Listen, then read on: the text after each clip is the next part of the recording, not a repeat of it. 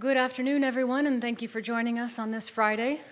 We will start with a statement from the Secretary General, followed by a statement from the Supreme Allied Commander Europe. Secretary General, please. Thank you. Good afternoon, and thank you, General Grynkewich, the Supreme Allied Commander Europe, for joining me here in Brussels today.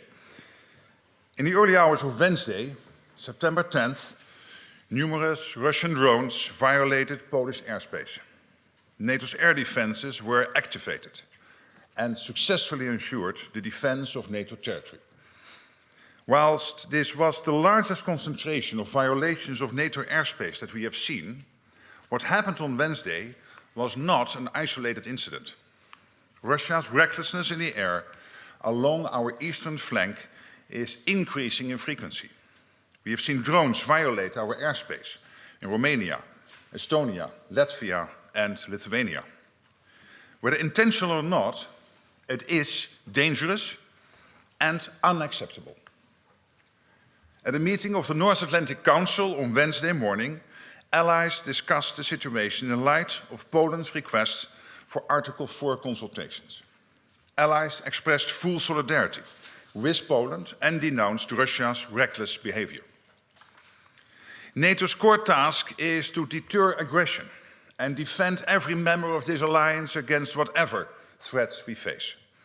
Safeguarding our eastern flank is of utmost importance. This is why we have forward land forces deployed in 8 countries, with contributions from every ally supporting these contingents, and plans in place to scale up our presence if and when required. We have air defenses, ground, sea, and air-based systems. Here too, with contributions from allies across Europe and North America working together every day to ensure that we are prepared and ready to defend every inch of Allied territory. We stood up Baltic Sentry at the beginning of this year to help safeguard critical infrastructure from reckless behavior in the Baltic Sea. And today, General Grynkewich and I are here to announce that NATO is launching Eastern Sentry to bolster our posture even further along our eastern flank. This military activity will commence in the coming days and will involve a range of assets from allies including Denmark, France, United Kingdom, Germany and others. In addition to more traditional military capabilities, this effort will also feature elements designed to address the particular challenges associated with the use of drones. Eastern Sentry will add flexibility and strength to our posture and make clear that as a defensive alliance, we are always ready to defend. I'm confident in the strength and ability of this alliance, not least because of the excellent leadership of our top brass. So let me pass the floor to General Grynkewich to provide a bit more detail about how we are reinforcing our posture through Eastern Sentry. General, you have the floor. Thank you, Secretary General. It's a great honor to be here by your side in Brussels for this important announcement, one that will strengthen our defenses. Integrated and layered air defenses, both air and ground-based, will be key as we move forward. This was on top of everyone's mind in the Baltic states, where I just returned from a short while ago. My conversations with leaders in Estonia, Lithuania, and Latvia focused on NATO's response to the reckless and dangerous act that occurred in Poland earlier this week. I am incredibly proud of our response. It was decisive and it was effective, and it speaks to the capability and professionalism of 32 allies working together. As the Secretary General just mentioned, this decisiveness will continue with Eastern Sentry. Although the immediacy of our focus is on Poland, this situation transcends the borders of one nation. What affects one ally affects us all. This is an issue that impacts all of the alliance, and we will treat it as such. Eastern Sentry will be flexible and agile, delivering even more focused deterrence and defense exactly when and where needed. It will include additional enhanced capabilities. It will integrate air and ground-based defenses, and it will increase information sharing amongst nations. Foremost, it will even further strengthen our posture to shield and protect the alliance. Allies stand in solidarity with Poland and are committed to this endeavor. We have already seen announcements on the deployment of forces from France, Germany, Denmark, and the United Kingdom, and we expect others soon. As part of Eastern Sentry, we will also work with Allied Command Transformation, as we did in Baltic Sentry, to rapidly experiment and field new technologies, such as counter-drone sensors and weapons. Poland and citizens from across the alliance should be assured by our rapid response earlier this week and our significant announcement here today. NATO will continue to defend every inch of its territory. Thank you, General Grynkewich, and I'm grateful to you and your team for the quick and decisive work you have done over the last days, and indeed every day of the year to keep our people safe. Indeed, I'm also grateful to our Supreme Allied Commander Transformation, Admiral Pierre Vandier. He is playing a key role on how we innovate and adapt our technology and tactics to address whatever new and novel challenges we may face, including from drones. NATO is a defensive alliance, and it is our job to ensure that we are doing all that is necessary to deter and defend. The reckless behavior we have seen from Russia is deeply dangerous. Our assessment of the incidents on Wednesday is ongoing, and whether or not Russia's actions were deliberate, Russia's violated NATO airspace. Therefore, we must, as NATO, make clear our resolve and our ability to defend our territory. And that is exactly what Eastern Sentry is designed to do. It will bolster our posture, add flexibility to our approach, and ensure the safety and security of our eastern flank. Thank you so much. All right, we have time for several questions. We'll start in the center, second row, Associated Press. Yes, Lorne Cook from Associated Press, a question for both of you. There risks being, you're sending more resources to the eastern flank, and there risks being competition now between what Ukraine needs and what the allies are requiring themselves. Isn't it time to start allowing allies on the east to actually start firing at missiles and drones that are in western Ukraine when they're coming toward the border? In fact, isn't it time just to integrate entirely with Ukraine, because you're facing the same enemy anyway? So, sir, thank you for the question. What I would say is Eastern Sentry is focused on the defense of alliance territory. And as of right now, I see no conflict between the support that individual nations are providing to Ukraine and what they are offering to contribute to this effort. All right, Agence France Presse. Thank you very much. One question for the Secretary General and one for SACEUR, please. Max Delaney, AFP. Secretary General, NATO crossed a Rubicon the other day by shooting down Russian aircraft over Allied territory for the first time. Is NATO now closer to war with Russia than it's ever been? And to SACEUR, you've said repeatedly that this was a successful operation by NATO to shoot down these drones, but it seems that you only shot down a handful of the drones, which was a far lower rate than Ukraine achieves. Was this really a success, and is it sustainable to keep on shooting down drones with multi-million-dollar aircraft and expensive equipment? Thank you. To your first question, what this shows is that we will defend every inch of NATO territory, every inch of Allied territory, all 32 allies. And whatever the intent was behind this, yes or no, and whether it was a mistake or not, we are still looking into that. It was reckless, it was unacceptable. These are Russian drones, and it is extremely serious what happened last Wednesday. So obviously, we would not be sitting here like this if then NATO would not immediately come into action and defend every inch of territory. This Allied territory is exactly what we have done. And in the end, it's up to Russia how far they will take this. We will defend ourselves. We are a defensive alliance, not an offensive alliance. We will defend this beautiful 32 alliance established in 1949, and we'll make sure that our 1 billion people stay safe and stay free. Sir, for the part of the question that you directed to me, I do think it was a highly successful operation intercepting the drones that we did with the Dutch F-35s and the other assets that contributed to that. As successful as we are, we always learn something in the debrief, as we would say in the fighter business. And so we are always looking for ways to enhance, to learn from the smallest tactical error to how we're approaching certain problems. In my judgment, the scale of the incursion the other day was obviously larger than previous incursions that we've had. So bringing additional resources to bear on this problem will help to solve that. So that's why we're starting this operation the way we are. I'll also highlight the comment I made about working with Allied Command Transformation and Admiral Vandier.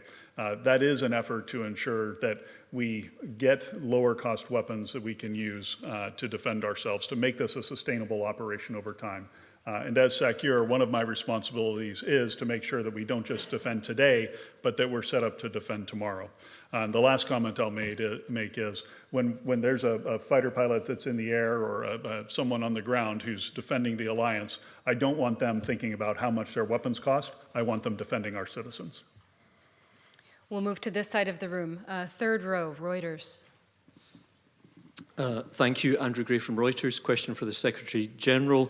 Do you consider the response from the United States, particularly from the President, sufficient so far when he said, "What's with Russia violating Poland's airspace with drones? Here we go."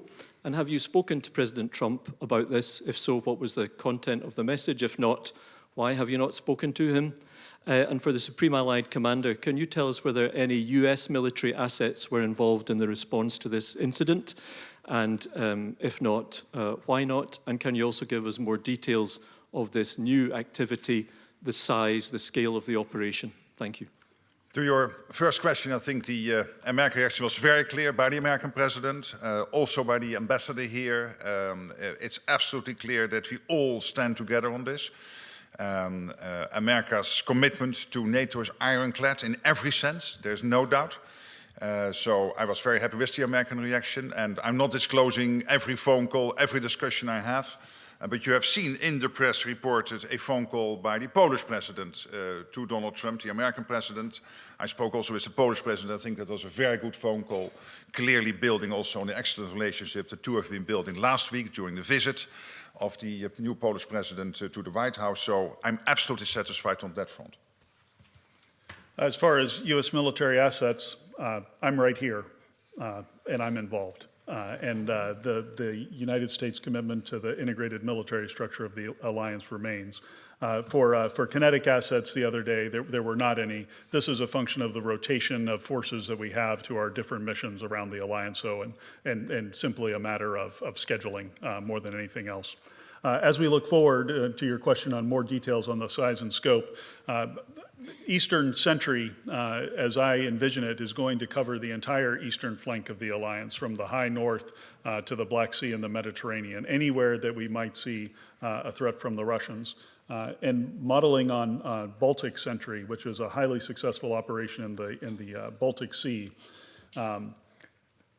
we have been able, through our presence and through adapting the level of forces that we have at any particular time based on how we assess the threat picture, to prevent any attacks on undersea infrastructure in the Baltic Sea since we started that operation.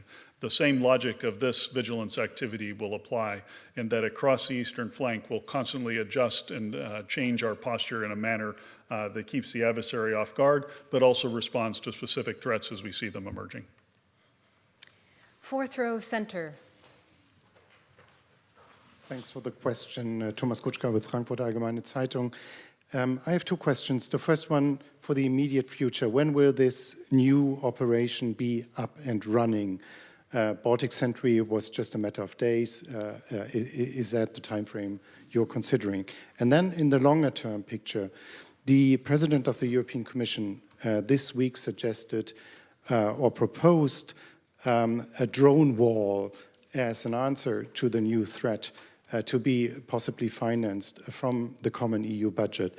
I'm just wondering what your thoughts are about this idea. It's something that comes from the Baltic states. Is that the right way to go to better protect the eastern flank? And I leave it up to you who wants to So I take reply. the second question, and Grynkewich, you do the Okay, first. sir. Yeah. Yeah, so a couple of comments. I have issued the order tonight for Eastern Sentry to begin. The order went out as this press conference began, and so operations are being brought together immediately underneath my authorities as SACEUR. Now, it will take some time for us to bring everything together with the new contributions that have been coming in, and we'll continue to work on this and refine the design of the operation moving forward, but it begins immediately. I'll just make one comment on the drone wall, Secretary General.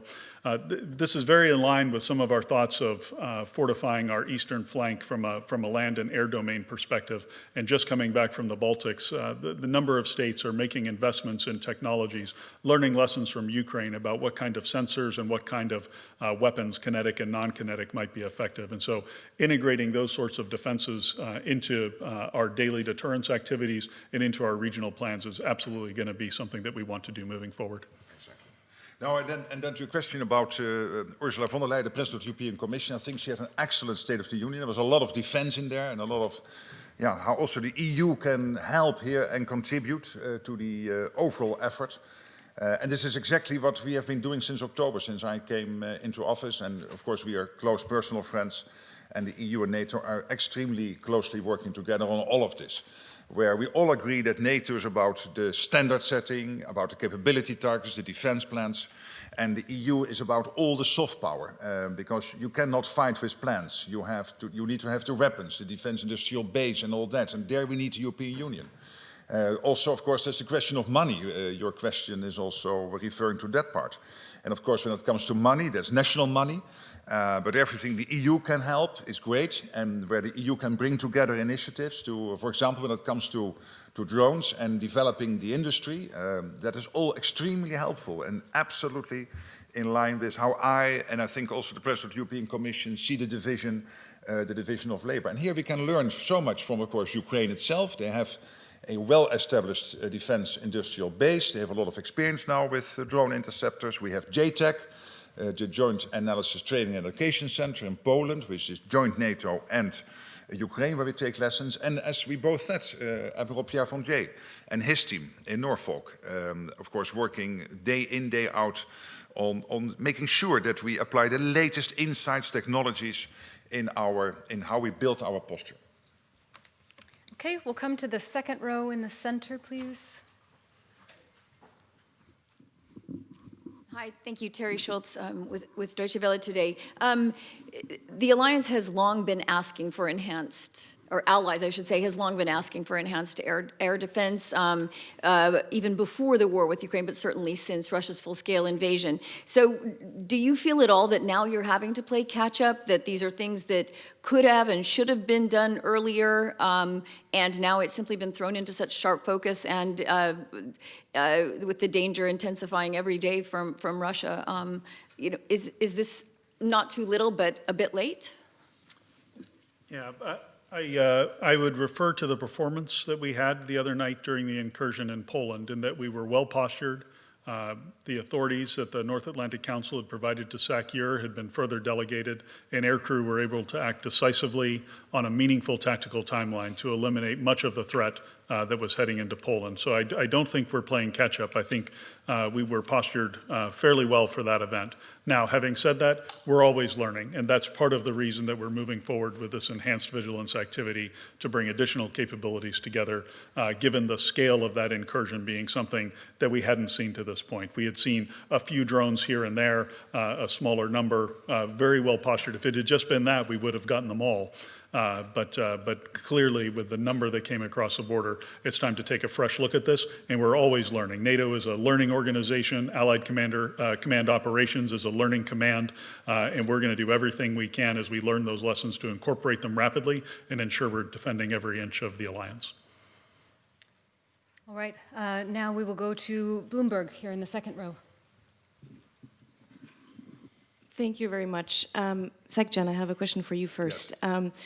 Presumably, you have more information now about the question of intent than you had 2 days ago. So even though I understand, like, you're still assessing, what more do you know today than you knew 2 days ago? And also, more of a philosophical question perhaps on intent. How do you exactly define intent? Do you mean the intent for these drones to have been in Polish airspace in the first place, or once they are in Polish airspace, what they were intending to do there? And SACEUR, I also have a question for you. I struggle to understand what exactly is new in this new Sentry program beyond assets that have already been announced and that are now being integrated. So if you could tell us exactly what the new assets are going to be. Thank you so much. Well, on your first question, obviously by day we get more insights. I won't share them with you, but I think that at the moment when we would have a full conclusion and we could share it with others, we could do so. And even that I'm not sure of, because that all depends, of course, on what we find. The only thing I can tell you, because I think whatever I tell you has to be the truth. And the truth is that at this moment we are still assessing. And at the same time, I think the question is relevant. What's behind this? But at the same time, it's not that relevant, because whatever yes or no, it was deliberate. It was anyway reckless. It was a bunch of Russian drones, even if they were not intent to go into Poland, if that would be the outcome of this. Or even, and of course, if it was the intent, that's even more serious. But in both cases, it is reckless, it is unacceptable. It is the Russians taking a risk. We have seen this before in the Baltic countries.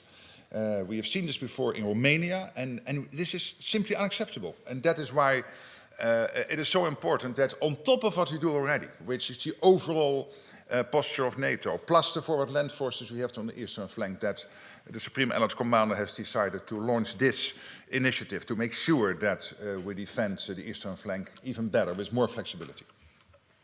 So a really good question. So we saw President Macron's announcement of providing the Rafale fighters. We have Danish F-16s that have been offered. A frigate has been offered. Some ground-based air defense capabilities have been offered. But I would ask that we don't focus on those specific items. The key to this is an entirely new defense design. So the previous way that we orchestrated ourselves on the eastern flank is we had individual air policing actions in different locations, and we had individual ground-based air defenses in several locations as well. And then, of course, we're working with nations on a case-by-case basis as we see threats. This is going to be a comprehensive and integrated approach, and with additional resources, we'll be able to plug gaps in the line, we'll be able to concentrate forces where we need to defend at a moment of a particular threat, and we'll have much better communication across the entire eastern flank so that it's truly an integrated approach to this defense. Thank you. Okay, we have time for a few more. We'll go to the fourth row in the center.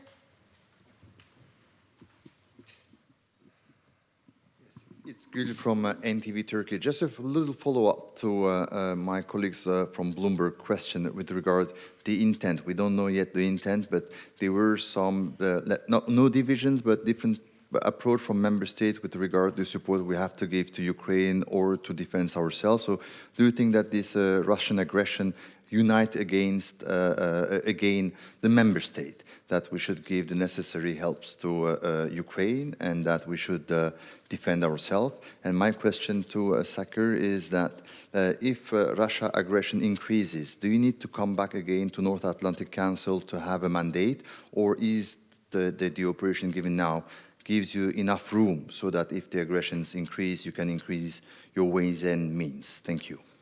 On your first question, as I said, we are assessing it. And again, the answer to that question is, of course, of relevance. But anyway, it is unacceptable what happened. And anyway, it is the Russians behind it, because these drones came out of Russia. So the question is then, was it deliberate or not? And of course, that's relevant, but only to a limited extent. Because in the end, whatever they did, it is reckless, it is unacceptable, and we cannot accept Russian drones entering European, EU, NATO airspace. Allied airspace. That is absolutely impossible, and that is why we need to defend ourselves against it. On your second question, it is end. And this is exactly what also the Supreme Allied Commander said before.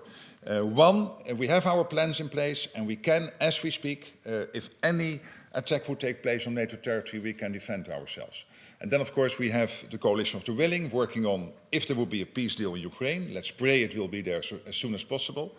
that we are able collectively to put in place the necessary security guarantees for Ukraine. We can do that. And what General Grynkewich today announced, we can also do, without spreading our resources too thinly. No, thank you. And I'll just add to what the Secretary General said. As Supreme Allied Commander Europe, I'm incredibly grateful for the NAC, for the authorities that have been delegated under the Defense and Deterrence family of plans that we have, including here during our peacetime period. And what this allows me to do on behalf of the alliance is to rapidly respond to these events.